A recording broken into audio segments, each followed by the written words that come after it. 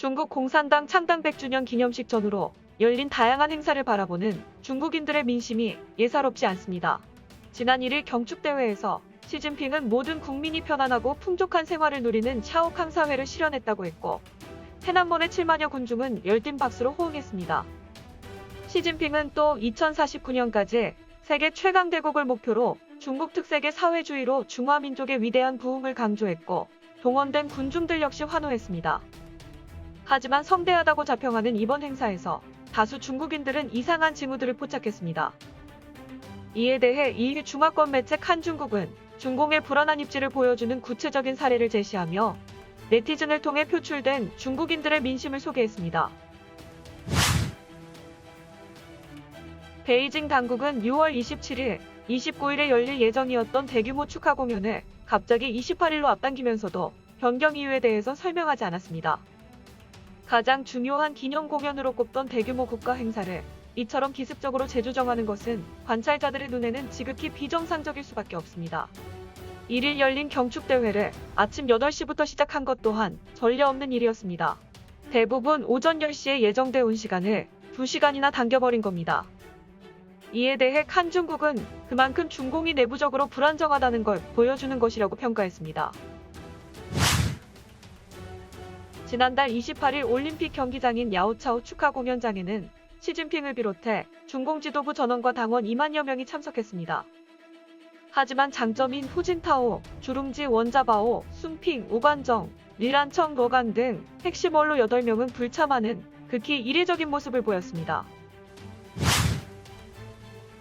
차기 유력한 총리 후보로 꼽히는 후추나가 두 손을 의자 팔걸이에 걸친 채 박수를 치지 않는 지극히 특이한 모습도 포착됐습니다.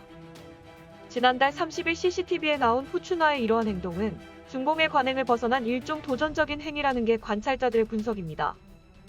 후추나뿐만 아니라 CCTV 생중계에 비친 중공 최고 지도자들의 암울한 표정 역시 축하 행사 분위기와는 확연히 다른 이상징후로 거론됐습니다.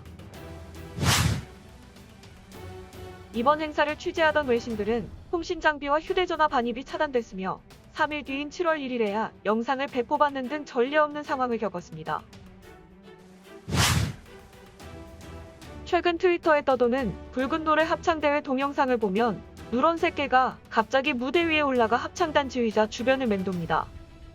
관계자가 달려가 개를 내쫓으려 발로 차고 막대기를 휘둘러도 개는 잠시 피하기만 했을 뿐 지휘자의 곁을 떠나지 않았습니다.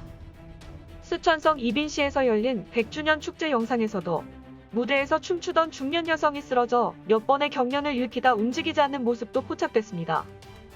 베이징 통저우에서 열린 붉은 노래를 부르다 공연 중에도 갑자기 의식을 잃고 쓰러지는 사람도 보였습니다.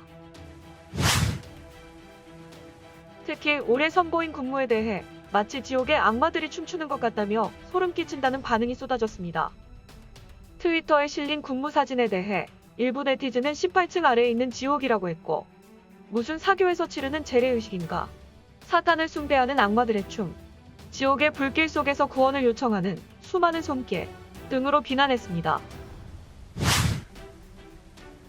기념식 전날인 30일과 앞서 25일 베이징 전역에서 우박, 돌풍, 천둥, 번개, 폭우가 휘몰아쳤으며 심지어 계란 크기의 우박도 쏟아졌습니다.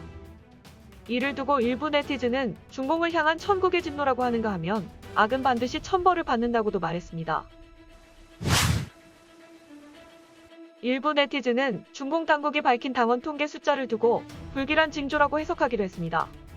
숫자를 발음했을 때 죽음을 연상케 한다는 것인데 이를 해음이라고 합니다. 2021년 6월 5일 집계된 공산당원이 9,514만 8천명으로 55,148의 해음이 I am going to die를 연상케 한다고 지적했습니다. 앞서 2020년 6월 30일 신화통신이 발표한 중공당원 수 9,191만 4천명에서 91,914 해음 또한 I am to die를 연상시킨다며 중공당원들에게 불길한 징조라는 겁니다.